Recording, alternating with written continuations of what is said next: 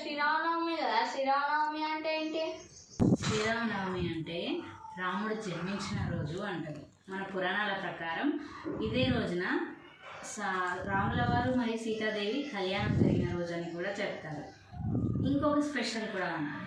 ఇదే రోజున ఆయన యొక్క పట్టాభిషేకం జరిగిన రోజు కూడా ఇదే అని మనకు పురాణాలు చెప్తుంటాయి. అమ్మ, శ్రీరాముడు ఎవరు కొడుకు? వాళ్ళ తల్లిదండ్రులు ఎవరు? శ్రీరాముడు దశరథ మహారాజు మరియు కౌసల్య గారి పుత్రుడు.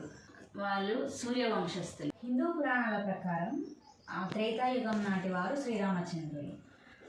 మనకు విష్ణుమూర్తి యొక్క 7వ అవతారంగా పరిగణించబడతారు. వీళ్ళు సూర్యవంశస్థులు.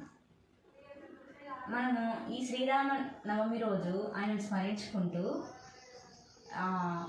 ఈ యొక్క తెలుగు రాష్ట్రాలే కాక దేశవ్యాప్తంగా కూడా శ్రీరామనవమి రోజున సీతారాముల కళ్యాణం జరుపుకోవడం ఒక సాంప్రదాయంగా వస్తుంది. అది మనం ఈనాటి కలియుగంలో చేసుకున్నటువంటి ఒక గొప్ప పుణ్యం. జై శ్రీరామ్.